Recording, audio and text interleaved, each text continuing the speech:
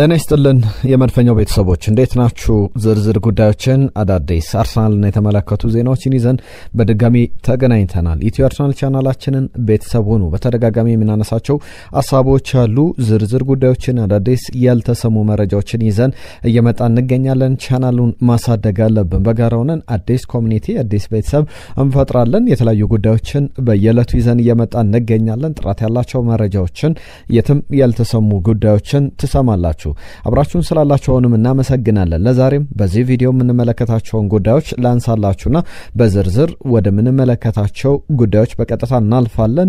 ከምናነሳቸው ጉዳዮች መካከል የማርቲን ዙቢሜንዲ እንግዲህ ቆይታ በአርሰናል የመጀመሪያ ሳምንታት ብዙዎቻችሁ እንደተመለከታችሁት የተወደደ አይነት አጀማመር አድርጓል። ከዚሁ ጋር በተያያዘ ዝርዝር የሚነሱ ሐሳቦች አሉ። እሱም ከሰሞኑ አንዳንድ ቃለ መጠይቆች እያከናወነ ሐሳቦችን ሲሰጥ ነበር። ስለ ሚኬል አርቴታ ከሊቨርፑልና ከአርሰናል እንዴት ምርጫውን አርሰናልን እንዳደረገም በዝርዝር አስቀምጧል። በተጨማሪነትም ብዙዎች የስፔን ላሊጋ ይሻላል የእንግሊዝ ፕሪሚየር ሊግ በሚለው ጉዳይ ላይ ማርቲን ዙቢሜንዲ ያነሳቸው ጉዳዮች አሉ።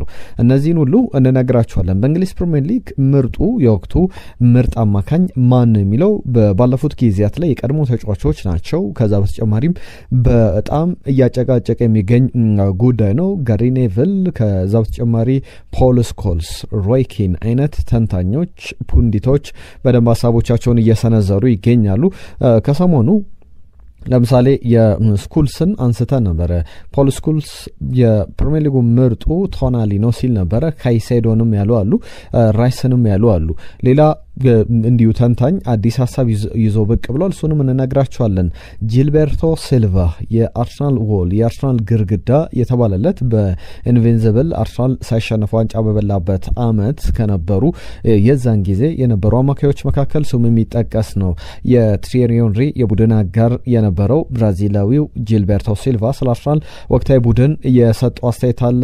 ስለ አንድ ወጣት ተጫዋች በዝርዝር ያስቀመጠው ጉዳይ አለ። ምን የተለየ ያደርገዋል በሚለውም ሀሳቦች ላይ ያነሳቸው ጉዳዮች አሉ። ከሰሞኑ በርከት ያሉ ተንታኞች በርከት ያሉ የቀድሞ ተጫዋቾች ስለ አርሰናል ተጫዋቾች የሚሰጧቸው ሀሳቦች መነጋገሪያ ሆነዋል። ጃክ ዊልሼርንም በተመለከተ በአሰልጣኝነት ወዴት ሊሄድ ይችላል የሚለው ጉዳይ ወጥቷል። ከአርሰናል ቁጥሮች ጋርም በተያያዘ በውድድር አመቱ ምን ያክል እየሄደ ይገኛል በሚሉ ሀሳቦች ላይም ተጨማሪ ጉዳዮችን እያነሳን እንገኛለን። አንድ የዓለማችን ትልቅ ክለብ የአርሰናልን ተጫዋቾች ናቸው የአርሰናልን ጨዋታ ቁጭ ብለው ሲመለከቱ የሚያሳይ ከዛ በተጨማሪ ስለ ቡድኖቹ አርሰናልና የቡድን ያደረጉትን ጨዋታ ከዚህ በፊት መለስ ብለን በትውስታ መልክ እናነሳለን። በእለቱ ስለተባሉ አርሰናል ጨዋታውን እንዴት ባስገራሚ ሁኔታም እንዳሸነፈ የምንነግራችሁ ነው የሚሆነው። ዳቪድ ቤካምም ስለ አንድ አርሰናል ተጫዋች ምስክርነቱን ሰጥቷል። ክርክር ያስነሳ ጉዳይ ነበረ። ሌሎችም በአርሰናል የዋንጫ ጉዞ ላይ የተነሱ ሀሳቦች አሉ። ዳቪድ ቤካም ብቻ አይደለም፣ ፓትሪክ ቪዬራ፣ አለን ሺረር የሰጧቸው ሀሳቦች አሉ። ዝውውሮችንም ይዘናል። ከዝውውሮች ጋር በተያያዘ የሚነሱ 1-2-3 ሀሳቦች አሉ። ከነዚህ መካከል የኬነን ይልዲዝ ጉዳይ ባለፉት ቀናት በስፋት ስናነሳ ነበር። በዚህ ጉዳይ ላይ ጋዜጣ ዴሎ ስፖርት የጣሊያኑ ብዙሃን መገናኛ ይዞት የወጣው መረጃ አለ።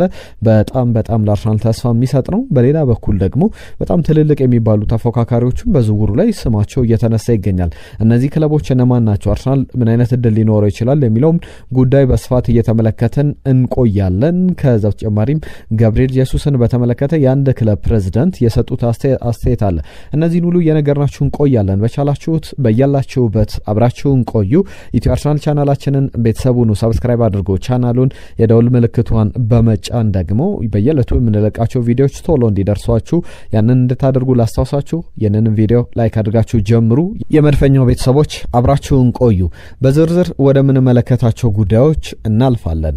ከማርቲን ዙቢሜንዲ እጀምራለሁ። ከማርቲን ዙቢሜንዲ ጋር በተያያዘ በአርሰናል የአማካኝ ስፍራ ላይ የመጣው ለውጥ የጨመረው ነገር በብዙ መንገድ ይነሳል።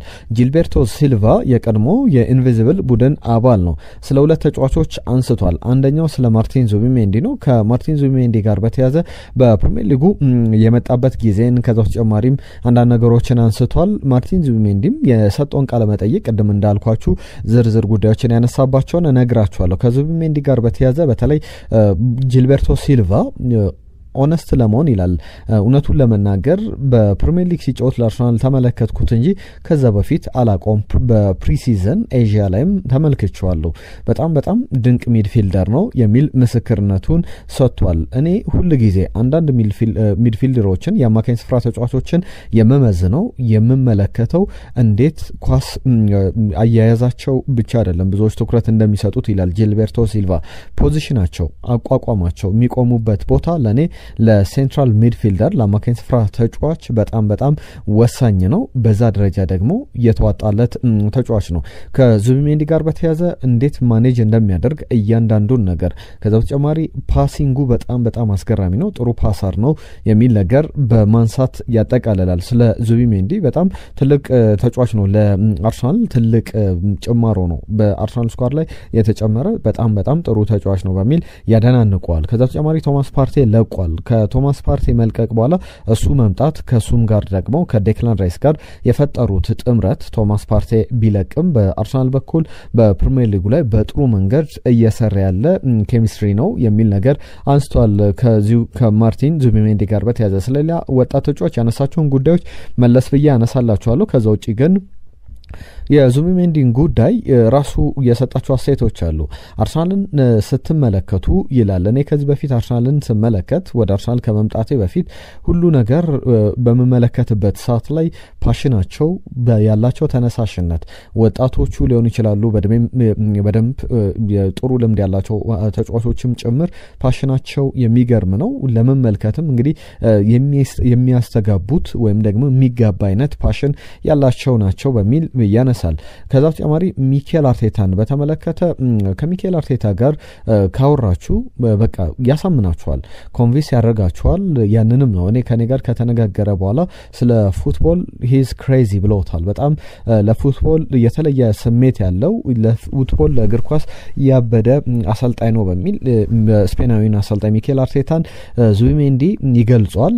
ከሱ ጋር ከተነጋገርኩ በኋላ ሁሉ ነገር ክሊር አድርጎ አስረድቶኛል። በሁሉም ነገር እንዴት እንደምጫወት እንዴት እንደሚጠቀመኝ ፕሮፖዛሉ በሙሉ አስገራሚ ነው። ለኔም ያን ጊዜ የተረዳሁት ነገር ቢኖር ለኔ ቤስቱ አርሰናልን መቀላቀል ነው ብሏል። ሊቨርፑልን እንዴት እንዳልተቀላቀለም ደግሞ ያነሳቸው ጉዳዮች አሉ። ፕሮፖዛሎች ሲመጡ እኔ ወደ ተለያዩ ክለቦች እንደዘዋወር ጥያቄዎች በሚቀርቡልኝ ጊዜ የምመለከታቸው ነገሮች አሉ። የመጀመሪያው የምመለከተው ነገር ቢኖር በላሪያሎች ወይም ደግሞ በሪያል ሶሴዳድ መቆየት አለብኝ ወይስ የለብኝም የሚለውን ነው። ሊቨርፑል ሲጠይቀኝ ሞመንቱ ትክክለኛውን ጊዜ አሁን ነው ወይ ብዬ ጠየቅኩ፣ አልመሰለኝም። ከዛ በኋላ አርሰናል መጣ። በእርግጥ በውድድር ዓመቱ በሪያል ሶሴዳድ ስቆይ ብዙ ነገር ተምሬበታለሁ። በጣምም ከባድ የውድድር ዘመን ነበረ። ነገር ግን አሁን አንድ ስቴፕ ፎርዋርድ አንድ ስቴፕ ወደፊት ተራምጃለሁ። በቀጣይ ጊዜያት ላይ ደግሞ በደንብ ራሴን አሳያለሁ የሚል ነገር ተናግሯል።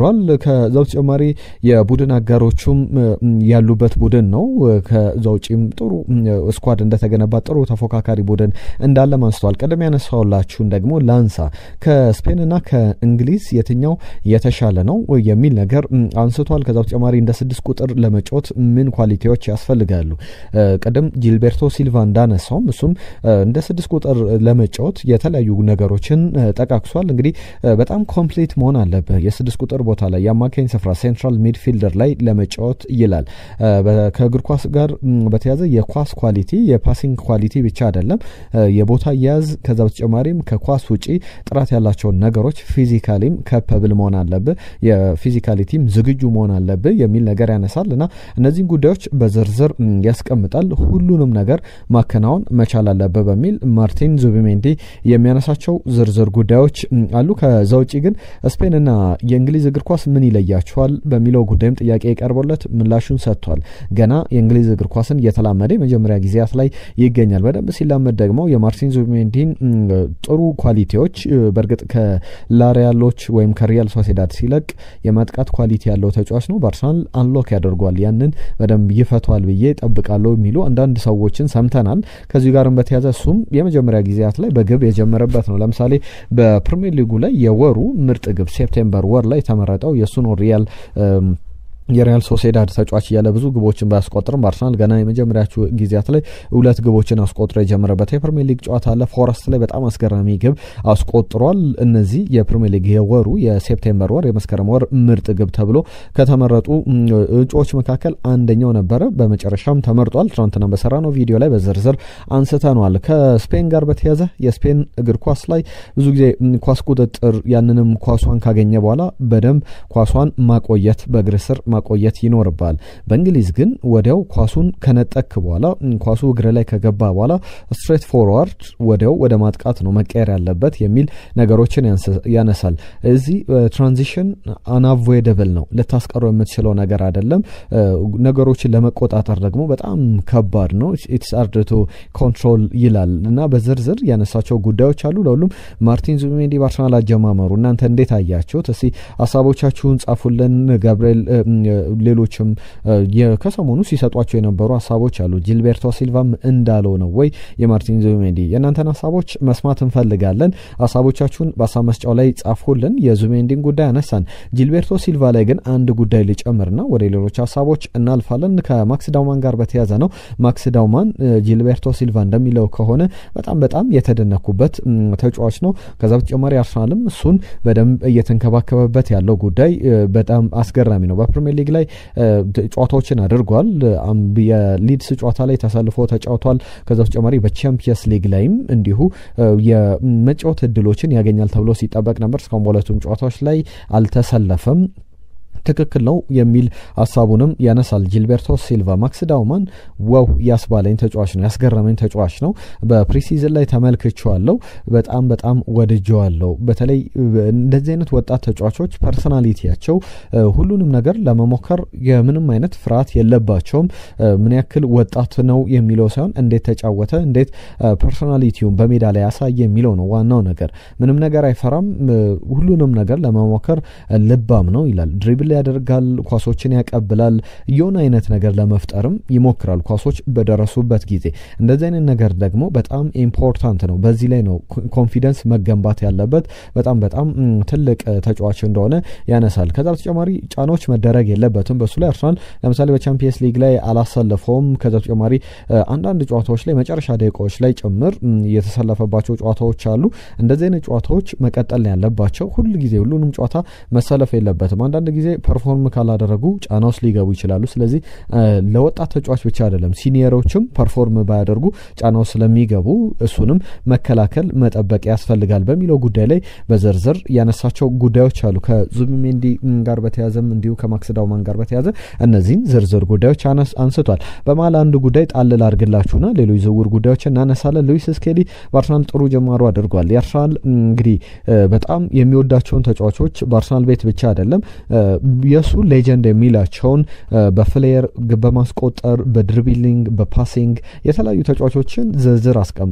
እንዳለ የአርሰናል መለያን የለበሱ የአርሰናል ተጫዋቾችን ነው የጠቀሰው። ለምሳሌ በጎል ስኮሪንግ በሌሎችም ኳሊቲዎች በሹቲንግ ያስቀመጠው ቲየሪ ኦንሪን ነው።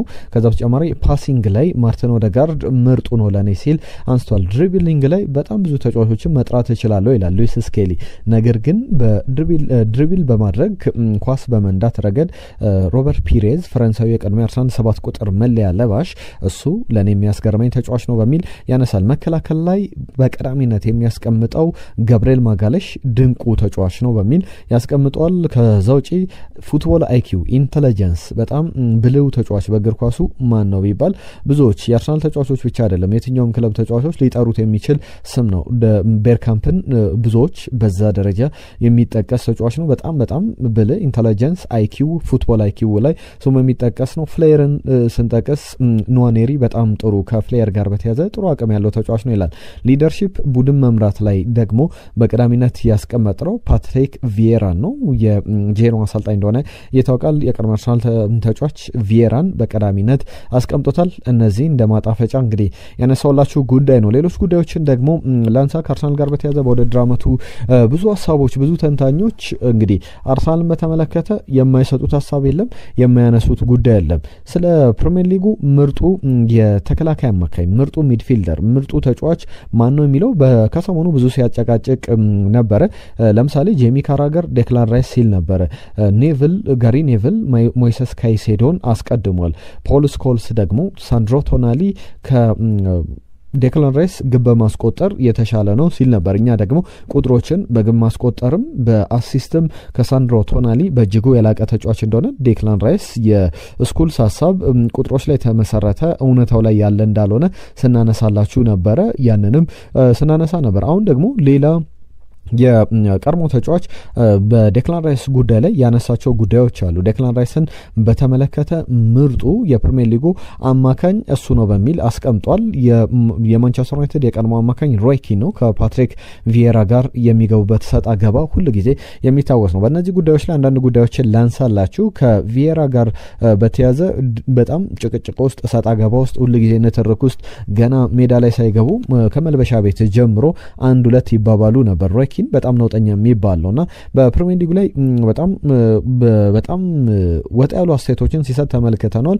ዴክላን ራይስን በተመለከተ ግን ኤክስትራ ኳሊቲዎች ያሉት በፕሪሚየር ሊጉ ላይ ከካሴዶም ከሌሎችም ተጫዋቾች ለምሳሌ ኳስ በመንዳት በብዙ ነገር እያንዳንዱ ነገር እኔ በእርግጥ እንደ ሮይ ኪን የምስማማበት ሀሳብ ነው። በፕሪሚየር ሊጉ ላይ ምርጡ አማካኝ ከሞይሰስ ካይሴዶም ከሳንድሮ ቶናሊም ከሌሎችም ተጫዋቾች ኦል ራውንድ የሆነ ብዙ ኳሊቲዎች ያሉት መከላከሉን እስከ መጨረሻው ጥግ መጥቶ ፖስት ቱ ፖስት መከላከል የሚችል ቦክስ ቱ ቦክስ እንደሚባለው ፖስት ቱ ፖስት በዚህኛው የማጥቃት ክልል ላይ የሚገኝ በመከላከሉም ረገድ ያኛው የአርሰናል የግብ ክልል ፖስቱ ድረስ መጥቶ የሚከላከል ድንቅ ተጫዋች ነው።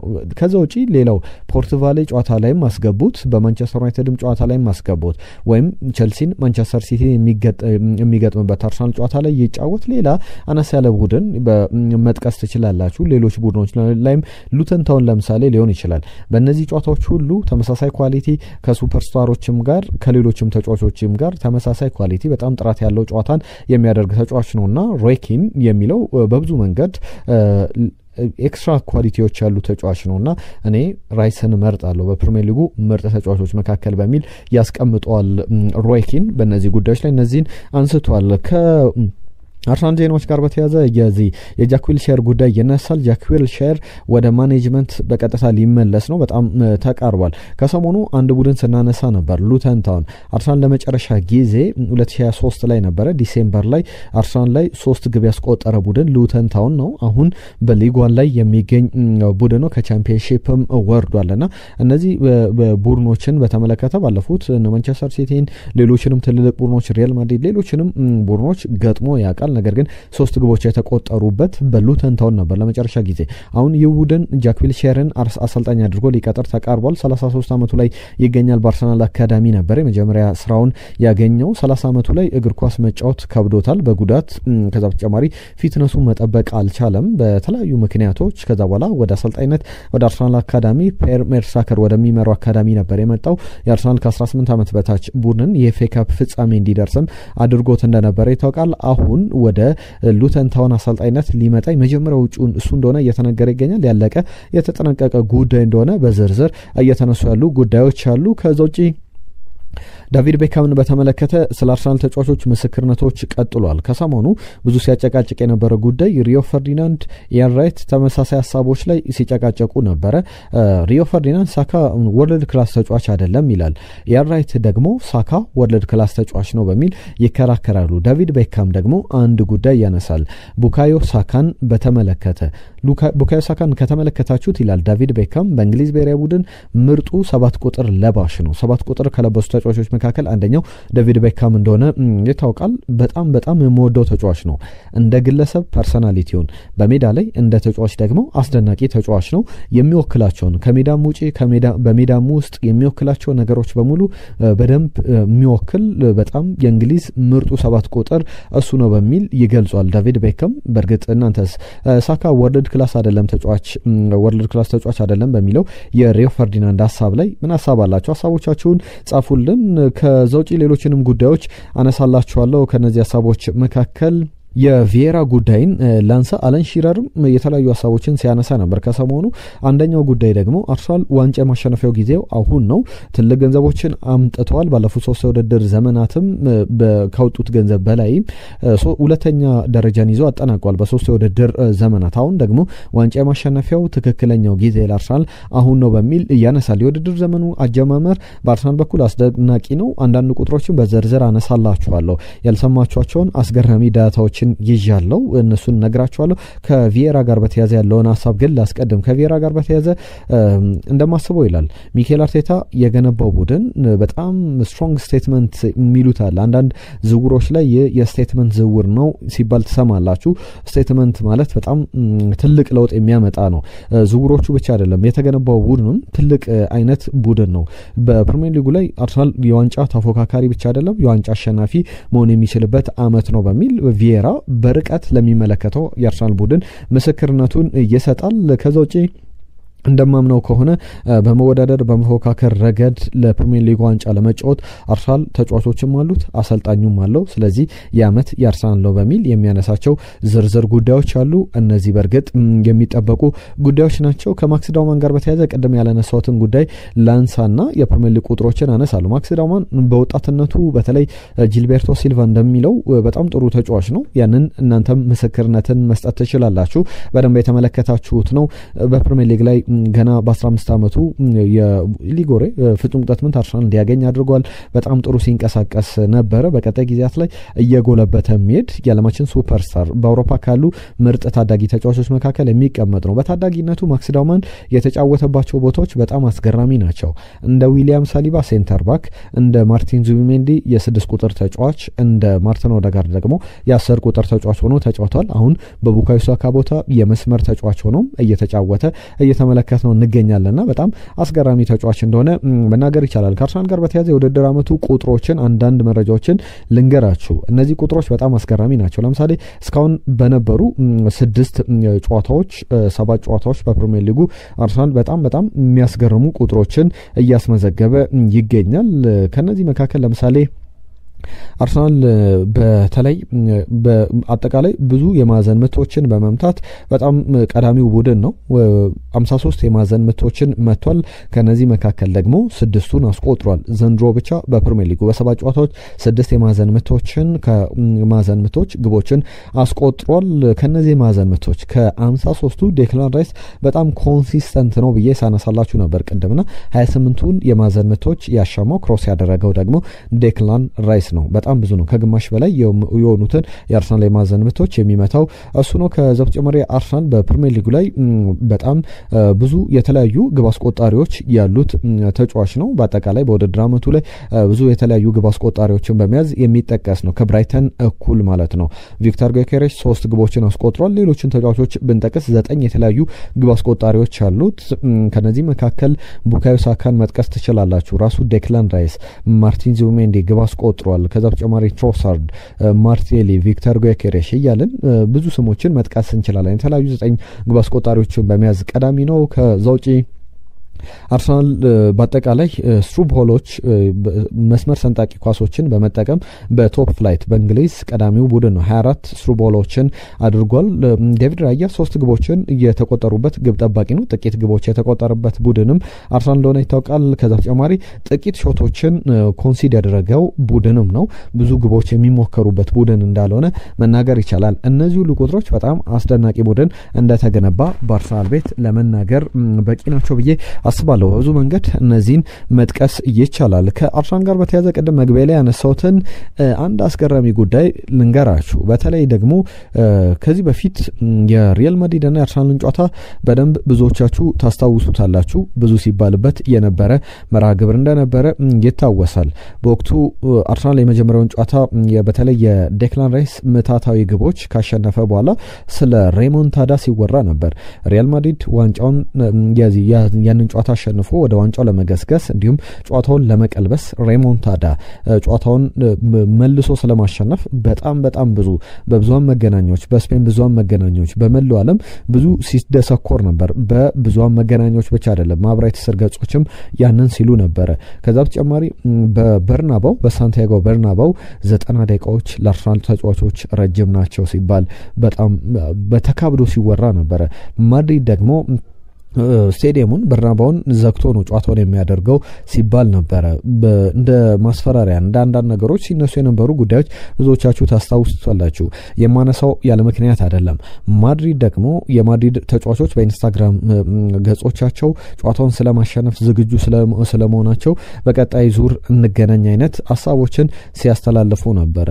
ሚኬል አርቴታ ግን አንድ ብቻ አስተያየት ነበር የሰጠው በወቅቱ በሜዳ ላይ እንነጋገር፣ ስለ ጨዋታው በሜዳ ላይ እናውራ የሚል ነገር ሀሳብ ብቻ አንስቶ ሌላ ዝርዝር ጉዳዮች ላይ አልገባም ነበር። እነዚህ ሁሉ ሀሳቦች ቀርበው ሲጠየቅ ሚኬል አርቴታ አሁን ከሰሞኑ አርሰናልና የኒውካስል ዩናይትድን ጨዋታ ታስታውሳላችሁ። አርሰናል 2-1 ያሸነፈበትን ጨዋታ የሪያል ማድሪድ ተጫዋቾችን በድብቅ አንድ ሰው ቀርጾ ቪዲዮን በማህበራዊ ትስስር ገጽ ላይ ሲያሰራጨው አሁን ላይ ተመልክተናል።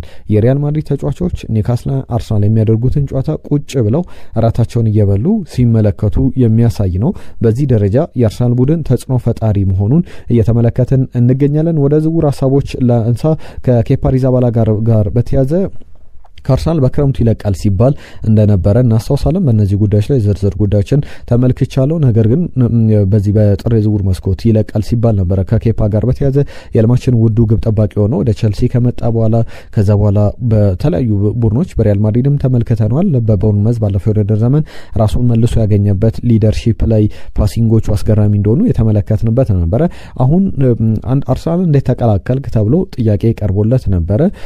ኤጀንት ካይ ቨርስ የሱ ኤጀንት ሆኖ እንዳገለገለው ተናግሯል። የአርሰናል ፍላጎት ሲመጣ የተለያዩ በስፔን ብሔራዊ ቡድን የማውቃቸው ተጫዋቾች አሉ በአርሰናል ቤት። እነሱ መጠየቅ አልፈለኩም። አስቀድሜ የጠየቅኩት ካቨርስ ነበር። ካቨርስን ስደውልለት ከሱ ጋር ጥሩ ግንኙነት አለን። በቼልሲ ቤት በጋራ ተጫውተናል። እሱን ጋር ስደውልለት አጋጣሚ በአንድ ላይ እየተዝናኑ ነበረ። የቀድሞ ውድድር ዘመን ዝግጅት ላይ ከማርተን ኦደጋርድ ጋር ሁለቱንም በጋራ እናገርኳቸው። ስለ አርሰናል በጣም ጥሩ ነገሮችን ነገሩኝ። ለዛም ነው የአርሰናል ቁጥር 2 ግብ ጠባቂ እንኳን ሆኜ ለመምጣት ያሰብኩት የወሰንኩት በሚል ያነሳል። ከኬናን ኢሊዝ ጋር በተያዘ ከጋብሪኤል ጄሱስ ጋር ቅድም መግቢያ ላይ ያነሷቸውን ጉዳዮች ላንሳ። ጋዜታ ዴሎ ስፖርት አንድ ይዞት የወጣው መረጃን ተመልክቻለሁ። ዝርዝር ጉዳዮችን ያነሳባቸው ናቸው። ነገር ግን አንድ ወሳኝ ጉዳይ ላንሳ። ከአርሰናል ጋር በተያዘ እድሎችን የሚሰጡት ጉዳዮች ናቸው። በእርግጥ ሪያል ማድሪድ፣ ማንቸስተር ዩናይትድ ትናንትና ከኬናን ኢሊዝ ጋር በተያዘ ተጫዋቹን ለማስፈረም ፍላጎት አላቸው የሚሉ ጉዳዮች አሉ። ትናንትና 2 ግቦችን በቱርክ ብሔራዊ ቡድን በኩል አስቆጥሯል። ሃርዳ ጉለርም ጥሩ ተጫውቷል። እሱም ቢሆን ግብ ያስቆጠረበት ጨዋታ እንደነበረ ተመልክተናል። ዩልዲዝን በተመለከተ ግን የዓመቱ ቱርካዊ ተጫዋች እንደ ጋዜታ ዴሎ ስፖርት ከሆነ ዩቬንቱስ ኮንትራትን አራዝም የሚል ጥያቄ አቅርቦለት ነበረ። ነገር ግን በደሞዝ ጉዳይ ከዩቬንቱስ ጋር ስምነት ላይ አልደረሱም። አይን የበዛበትን ተጫዋች ዩቬንቱስ በአዲስ ውል ለረጅም ጊዜ ለማቆየት ፍላጎት አለው። ነገር ግን ኬናን ኢሊዝ በተጫዋቹ ወኪሎች በኩል ከዩቬንቱስ ጋር በደሞዝ ጉዳይ አልተስማሙም። ያ ለአርሰናል ጥሩ ዜና ይመስላል። የጋዜታ ዴሎ ስፖርት ዘገባ ነው። ከጋብሪኤል ጄሱስ ጋር በተያያዘ የፓልሜራሱ ፕሬዚዳንት ሌሊያ ፔሬራ ይባላሉ። በዚህ ጉዳይ ላይ በተጫዋቹ ዝውውር ጉዳይ ላይ ዝርዝር ጉዳዮችን አንስተዋል። ወደ ቤቱ ወደ ፓልሜራስ የሚመለስበት እድል አለ። ነገር ግን ምንም አይነት መደበኛ ንግግር ከአርሰናል ጋር አልጀመርንም። ነገር ግን የፓልሜራስ ፍላጎት እንዳለ ነው። ጋብሪኤል ጄሱስን በቅርብ ጊዜያት ላይ ወደ ፓልሜራስ ለማምጣት ጥረት እናደርጋለን የሚሉ ጉዳዮች ወጥቷል። በ45 ሚሊዮን ፓውንድ ነበር የመጣው። ነገር ግን ከዛም ላቅ ባለ ደረጃ በብዙ ክለቦች እየተፈለገ ይገኛል። የተወደዳችሁ በጣም አዳዲስ ጉዳዮችን ያልተሰሙ መረጃዎችን ይዘን ከናንተ ጋር ቆይታ አደረግን። የትም የማትሰሟቸውን ጉዳዮች ደግሞ አሁንም በየዕለቱ ይዘን እንመጣለን። ቻናላችን እንደምንፈልገው እያደገ አይደለም። ሰብስክራይብ አድርጉ። ለአርሰናል ቤተሰቦች፣ ለአርሰናል ወዳጆች ሼር አድርጉ። አዳዲስ ጉዳዮችን በየዕለቱ ይዘን እየመጣን ያልተሰሙ ጉዳዮችን እየነገርናችሁ ጥራት ያላቸው ጉዳዮችን እየሰማችሁ ትገኛላችሁ። አብራችሁ እንድትቆዩ በየዕለቱ እንጋብዛለን። ለዛሬ ግን ያዝንላችሁ ይህንን ይመስል ነበረ። በአዲስ ቪዲዮ በአዲስ ጉዳይ እንመለሳለን። ጤና ይስጥልን።